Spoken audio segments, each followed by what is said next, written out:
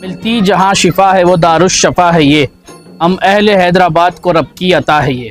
منسوب ہے سجاد سے جو ابن حسین ہے، موجود یہاں وہ توق ہے جو ہم سب کا چین ہے۔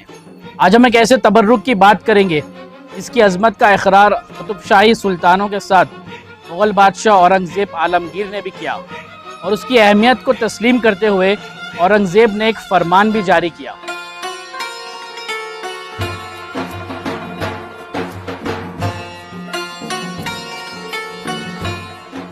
حیدرآباد کے تاریخی ادارہ دارالشفا میں واقع علاوہ سرتوخ مبارک، جو حیدرآباد کے سب سے مقدس اور تاریخی عاشور خانوں میں شمار ہوتا ہے۔ قطب شاہی دور میں دارالشفا صرف ایک شفا خانہ نہیں تھا، یہ یونانی طب کا ایک عظیم مرکز اور حکیموں کا مدرسہ بھی تھا، جسے 1004 ہجری میں سلطان محمد قلی قطب شاہ نے تعمیر کروایا تھا۔ یہاں کے مبارک علم کو سمجھنے کے لیے کتابوں میں 3 تاریخی فرمان کا ذکر ملتا ہے۔ ان میں سے 2 سلطان عبداللہ قطب شاہ کے دور کے ہے اور ایک مغل بادشاہ اورنگزیب عالمگیر کا۔ روایت کے مطابق حاجی آغا محسن خراسانی نے اس تبرک کو شام سے حیدرآباد لے کر آئے۔ یہ لوہے کا ایک ٹکڑا تھا جو اس توق مبارک کا حصہ تھا جو واقعہ کربلا کے بعد امام حسین علیہ السلام کے فرزند امام زین العابدین علیہ السلام کو قید کے دوران پہنایا گیا تھا۔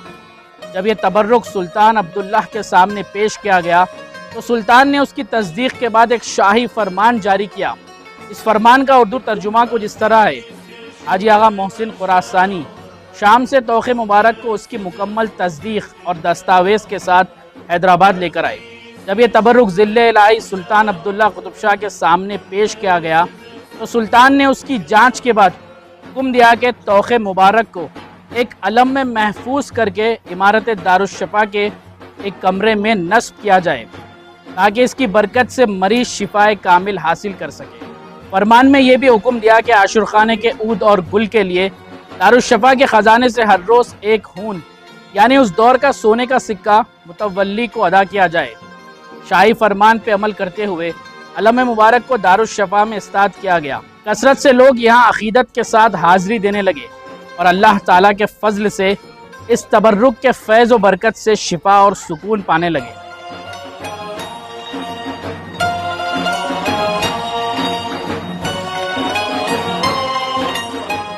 قطب شاہی دور کے بعد جب مغل بادشاہ اورنگزیب عالمگیر نے ان عاشور خانوں کو بند کرنے کا حکم دیا جن کے علموں سے کسی کرامات یا معجزے کا ثبوت نہ ملتا ہو، تب یہ علم مبارک کی تاریخ اور اہمیت اورنگزیب کے دربار میں پیش کی گئی، اور مرزا حشمت علی خان بیگ نے اورنگزیب کو بتایا کہ یہ وہی مبارک توق ہے جس کی برکت سے لوگوں کو شفا حاصل ہوتی ہے۔ اس بات کی تصدیق کے بعد اورنگزیب نے ایک شاہی فرمان جاری کیا جس کا ترجمہ ہے: سرتوخ مبارک کے بارے میں پیش کی گئی تفصیلات کے بعد حکم دیا جاتا ہے کہ علم کو پہلے کی طرح دارالشفا میں استاد کیا جائے اور اس کی خدمت کے لیے دارالشفا کے خزانے سے روزانہ 2 ہون عود اور گل کے لیے جاری کیے جائے۔ اس علم کی نگرانی مرزا حشمت علی بیگ کے سپرد ہے۔ اس تبرک کی تاریخی اور روحانی اہمیت کتنی عظیم ہوگی کہ جس کو 2 مختلف سلطنتوں کے حکمرانوں نے اپنے فرمان کے ذریعے تسلیم کیا ہے۔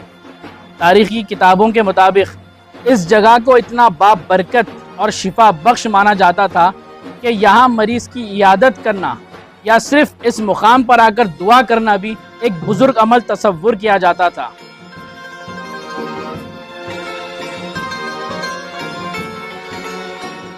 آج بھی ہر روز ہزاروں عقیدت مند علاوہ سرتوخ مبارک میں حاضری دیتے ہیں اور امام زین العابدین علیہ السلام سے منسوب اس مقدس تبرک کی زیارت کرتے ہیں اور اس کی برکتوں سے آج بھی فیض یاب ہوتے ہیں۔